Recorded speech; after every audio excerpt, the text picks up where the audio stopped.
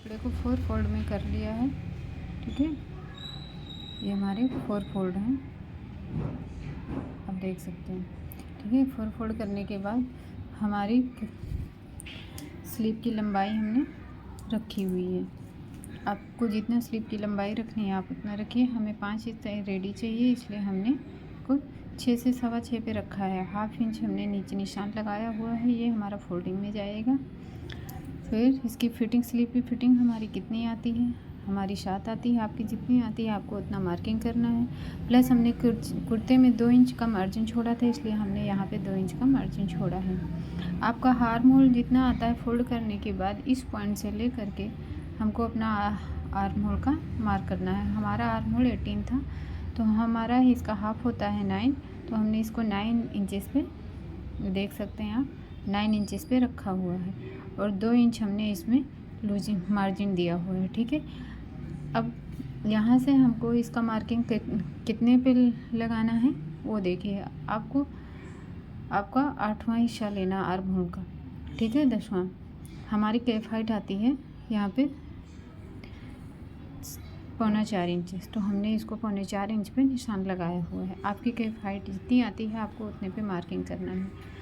अब यहाँ से हम आर्म होल का शेप देंगे। ठीक है, और यहाँ पे हमको 1 इंचेस से 1.5 इंचेस की दूरी पे एक निशान लगाना है। इस राउंड, इसका जो हम राउंड देंगे वो हम यहाँ पे जो लगाएंगे, ये देखिए हमने यहाँ पे 1.5 इंचेस छोड़ा हुआ है। ठीक है, अब यहाँ से हम इसकी गोलाई देंगे। ठीक है, चलिए हम को दे करके दिखाते हैं। ये हमने यहाँ से यहाँ पे दिया है। अब इसका मार्किंग करने के बाद आप एक बार इसका आर्म होल ज़रूर चेक कर लें। ठीक है, कैसे करेंगे, इंची टेप को रखेंगे और यहाँ से हम इसकी मार्किंग करते जाएंगे। ठीक है, लाइन पे रखना है सीधा आपको और देखना है ये हमारा बराबर से 9 इंचेस पे आ रहा है। एक पॉइंट या एक कम या ज़्यादा है तो उसकी कोई बात नहीं, वो चलेगा। बट अगर आपका कम ज़्यादा होता है तो उसको आप ऊपर नीचे आगे बढ़ा करके लीजिएगा। ठीक है, अब इसमें हम फ्रंट का गहराई देंगे, डीप देंगे फ्रंट स्लीव में। हाफ इंचेस पे हम इसके यहाँ से यहाँ के बीच में हाफ इंचेस पे निशान लगाएंगे।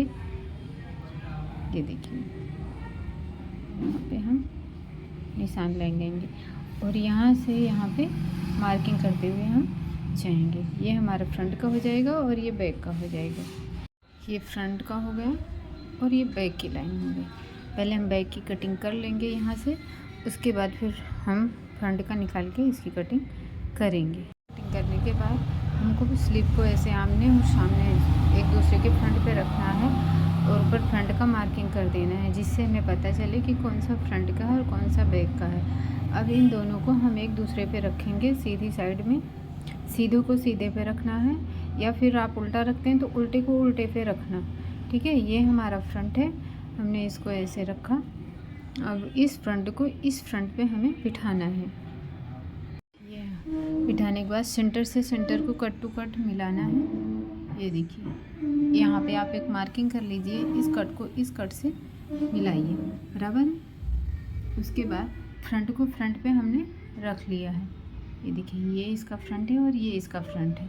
अब इससे हम इसकी यहाँ से कटिंग करेंगे। ठीक है, हमने इसकी कटिंग कर ली है। ठीक है,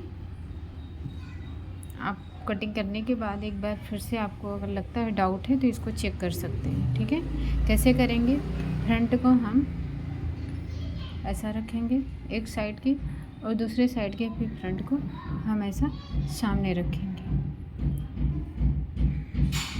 ठीक है, ये हमारा हो गया। अच्छे से कपड़े को जमा के और आप इसको चेक कर लीजिए।